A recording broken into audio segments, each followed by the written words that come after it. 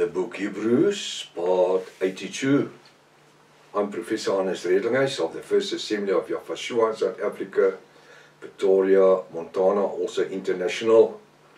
Should you maybe require the restoration of the original Sacred Name Bible, the Rotterdam version, which is not obtainable from any bookshop in the world, which I have a couple of copies available, please contact me at my WhatsApp number 0722 367 124, or just go to my website https://yafah.co.za, all small letters continuously. If this is the first time that you are about to participate in the study, you are very, very welcome. I urge you to go to part 1, start from the beginning, because you have missed out on quite a bit of information. It's also very important to subscribe to the channel in order to receive the different notification of all the other studies where you're busy with. There's a study, What is Your God's Name? The Book of Revelation. We're actually doing the complete Book of Revelation, from Revelation 1 verse 1 to Revelation 22 verse 21, right through every verse, every comma, every letter. Please send this link also to your friends and family, those that you love. Make sure you at least have a 1611 King James Bible, a pen and a writing pad ready. Welcome to Breakfast with Prof. Hannes. I believe that this study, it will be a blessing unto you. I'm so excited to get started because we are busy with a very interesting part in the study.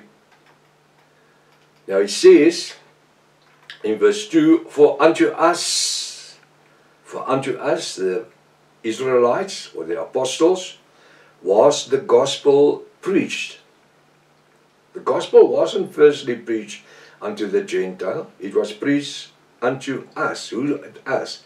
The Israelites, Jews stroke apostles, as well as unto them, the ungodly. A couple of them heard when Yafashua preached the gospel, when John the Immerser was preaching the gospel of salvation, there was ungodly people that heard it. A lot of Hebrew people heard it, but just as much Gentiles heard it, although they were not very much drawn unto the message of salvation at that stage, as well as unto them, the ungodly or the Gentiles.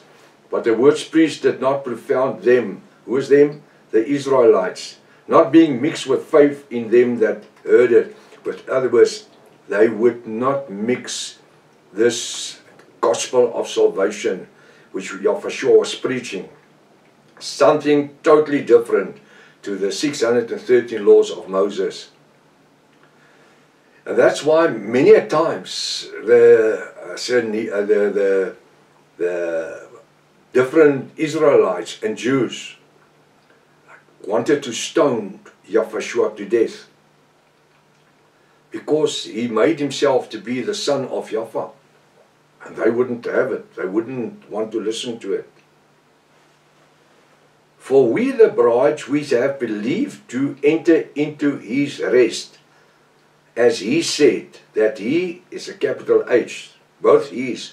The first one, he is a capital H, as he said. The second, he must be a capital H as well. For we the bride, who heard the message, which have believed, do enter into his rest, as he said. So, we as Gentile bride, we don't believe in a Sabbath.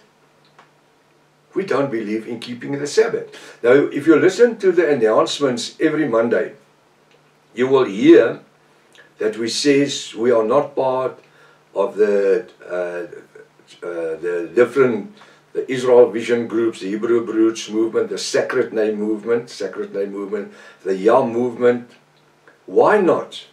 Although we are all using the very same Bible, the restoration of the original Sacred Name Bible, the Rotterdam version, which was translated by Dr. Joseph Briand Rotterdam in 1860. So we use the same foundation scriptures, but why do I not associate myself with the Yah movement and the Sacred Name movement as such, because they keep the commandments, they keep the Sabbaths, they keep the feast, where we have been set free. The Bible says we have been set free from it. They believe in keeping the Sabbath from a Friday night sundown to Saturday night sundown. For we the bride, which have believed, we received something the moment that we believed. What did we receive? What did we receive? We received eternal life. And we received the knowledge of understanding the Bible, the restoration of the original Sacred Name Bible. The first 4 pages, where it talks about the Sabbath and the Sabbath and the Sabbath and the laws. We can't hang on to the Sabbaths and the laws and the feast, because then Yahushua has given his life in vain. The Bible says, go read Hebrews 7 verse 18. We are coming to that. He made it redundant. After 1,000 years, just more than 1,000 years, Yahweh, our Elohim, the Father, made the 613 laws of Moses redundant. It had its time. Verse 3, for we the bride which have believed. So we don't walk by sight, we walk by faith, because we believe. We believe in not offering lambs and doves and goats. We believe in the resurrection blood of Yahushua, which redeems us from our sins. We are not redeemed by the blood of any animals. And we will come to that when we will be busy with Hebrew 8 and Hebrew 9, especially Hebrew 9. Hebrews, we will see that the way that the Israelites offered yearly, the high priest yearly, first the high priest offered for himself, and then for the nation of Israel. And then we obtain a high priest in Yahushua that was sinless, because the high priest first had to offer unto himself for his sin. He had to offer something, blood. The Bible says he couldn't enter into the uttermost holy without blood. And he had to offer for his own sins before he could offer for the sins of the nation of Israel. Yahushua had no sin. The Bible says he knew no sin. He became sin by dying on a Roman cross. Because the Bible says, cursed is he that dies on a Roman cross, or a tree, or a pole. You can call it what you like. But the Romans used a cross as we know it today. The same way that the Roman Catholics is wearing. It's exactly the same system. It's exactly the same system. It's the Roman system. The Vatican is functioning for the last 2,000 years, still functioning under the same Roman system. The Roman laws. So what do we see? We see that we do not function under laws. The laws is 613 laws of Moses. We function under the grace. There's 2 kingly laws. Here Israel, Yahweh, your Elohim is one. You must serve him with your heart, your soul, your body, and everything in you. And you must love your neighbor like yourself. After loving your neighbor like yourself, your brother, it's not my neighbor, it's my brother like myself. There's no greater law than that.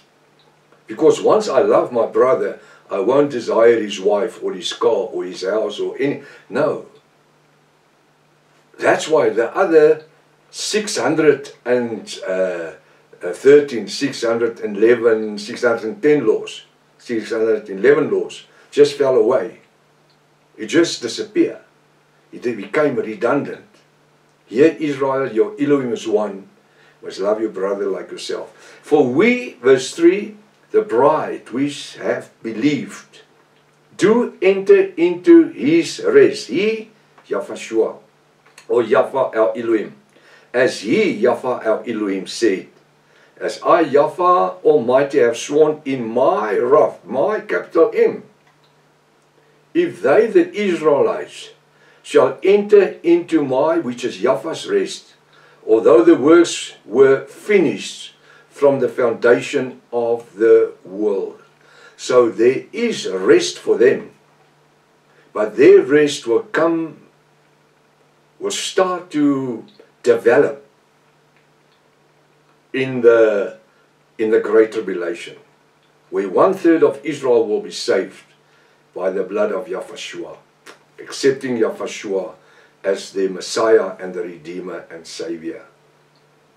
On this stage, very few, in the last 2,000 years, very few Israelites or Jews were saved. Those that were saved unto today became part of the bride of Yahushua.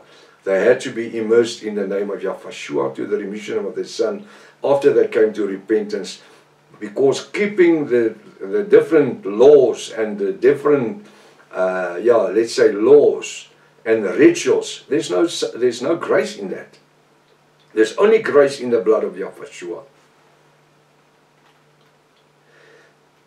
Now it says in verse 4, for he, who's he? Moses. For he, Moses, spake in a certain place of the 7th day on this wise. Moses spoke of a 7th day. He teach the Israelites about the 7th day of rest. Now you will remember I said something a week or two ago. After Israel left Egypt, that for 430 years they were in bondage under the Egyptians, and they started to worship the Egyptian gods and the ways of pagan worshipping. That's why it was so easy for them, just when they were in the desert traveling with Moses, whenever there was a small chance, they would just start worshipping pagans. They couldn't grasp this mighty Elohim, Yahweh our Elohim, who wanted to be their Elohim. They wanted to see their gods. They want to touch it. They want to worship it. They wanted to feel it. It's like the Buddhism today and Hinduism. They want to touch their gods. The Israelites in the desert in the 40 years were the same. And that's why they keep turning away to pagan worshipping. And then Yahweh told Moses and Aaron and the priestly sons, as they were set up, to let them sit, Israel, from sundown on a Friday night to sundown on a Saturday. And that was the Sabbath day. In that 24 hours from the sundown to us, which is basically 24 hours, it amounts to the same thing, which is called the 7th day or the Sabbath, they were made to sit, to teach, to be taught the laws of Moses, which Yahweh has given unto Moses. And in the week to follow, they will contemplate on the laws that they were taught. And they will start to make it their own. You're not to sleep with your brother's wife. You're not to sleep with your mother-in-law. And you're not to sleep with your sister. And I'm just using, there's 613 different, with the 10 commandments, which is actually 17 commandments. There's not 10 commandments. Go read Exodus 20. You will see there is 17 commandments, not 10. But the churches prefer to only acknowledge the first 10. But we'll get to that later on. You can just check it up for yourself. For he, Moses, spoke of a certain place of a 7th day of this on the wise. And Yahweh Almighty did rest the 7th day from all his works. Now, his works must be a capital H. For Moses spoke in a certain place of this. Moses spoke in a certain place. Moses has spoke many a times of a 7th day rest. Now, why did Moses spoke of a 7th day rest? Because he was instructed by Yahweh Almighty to make Israel sit on a Saturday listening to the gospel, or not the gospel, to the laws that Moses and the priestly sons taught. It says, for Moses spake in a certain place of a 7th day on this wise, and Yahweh Almighty did rest the 7th day from all his work. Yahweh did what? He rest on the 7th day of all his work. Tell me, I just want to use the word God. The God that you serve. Now I'm going to change it. I'm just using the word God in the 1611. The Elohim, Yahweh, our Elohim, the Elohim that you serve, does he become tired? Does he need rest? Now what I'm going to do, I'm going to leave you with these 2 questions. Your Elohim, is he a human person or is he spirit? In Genesis 1 verse 1 he says, and the Spirit of Yahweh dwelled upon the waters. So he says, those that worship me must worship me in truth and in spirit. Is he spirit or is he a person? If he's spirit, he can't get tired. If he's a person, he can get tired. I'm going to leave you with a question. The Elohim that you know, can he get tired?